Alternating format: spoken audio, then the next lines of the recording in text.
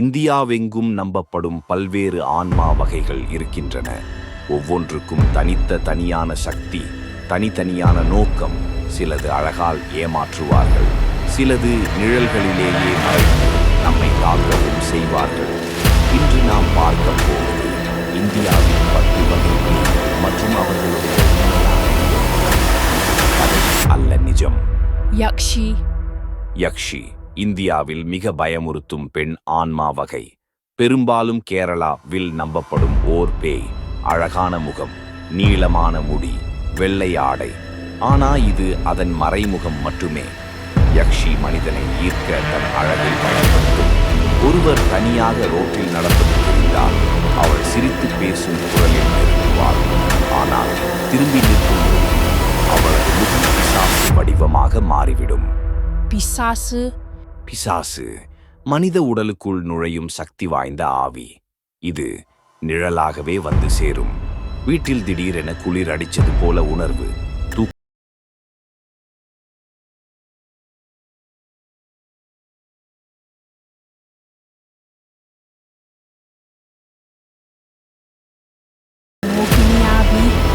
மோகினி என்பது காதல், துரோகம், அவமதிப்பு, துன்பம்.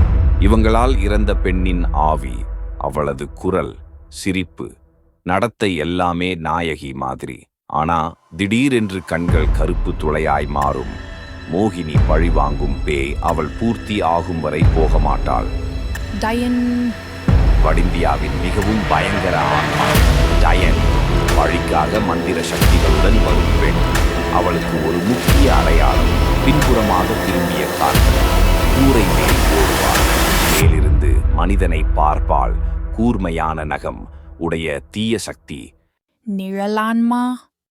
நிழல் ஆன்மா என்பது தனித்துவமிக்கது. இது மனிதனை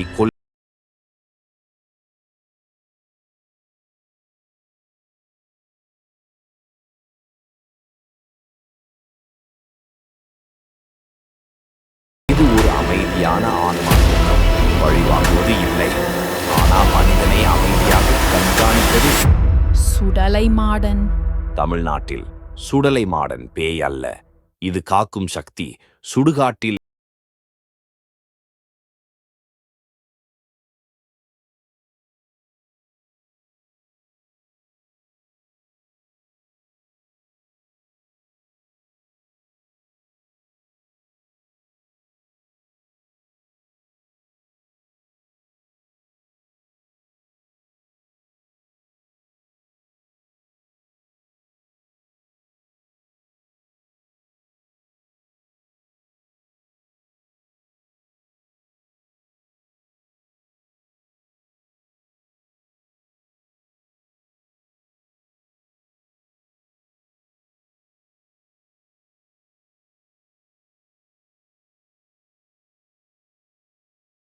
பண்ணும்போது மனிதனின் உயிர் சக்தியை குறிப்பார். இது இந்தியாவிலும் உலகத்திலும் அதிகம் பதிவு செய்யப்பட்ட ஆன்மா. கண்ணுக்கு தெரியாது, ஆனா வீட்டு மின்விசி